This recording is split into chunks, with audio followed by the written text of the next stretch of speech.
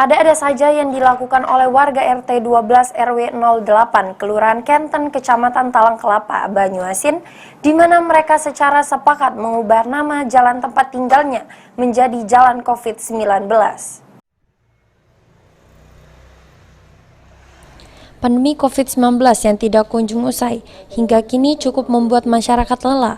Oleh karenanya mengenang COVID-19, warga di RT 12 RW 08 Kelurahan Kenten, Kecamatan Talang Kelapa, Banyuasin mengubah nama jalan tempatnya menjadi nama COVID-19.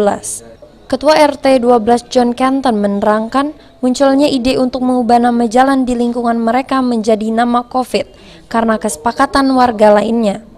Sebelumnya nama jalan lingkungan warga ini Cendrawasih dan sudah 17 tahun plang jalan hilang dicuri. 12 ini pertama jadi RT ada peristiwa virus COVID ini, maka kami sebagai spontan dengan mengajak warga kami rapat mengenai jalan ini. Kami beri nama COVID-1, COVID-2, COVID-3, COVID-4 sampainya. Selama ini belum ada nama jalan. Nah, warga setuju dengan bantuan Pak Haji Ali membantu donatur dengan duit 1.500.000 untuk buat nama jalan 4 sisi jalan ini.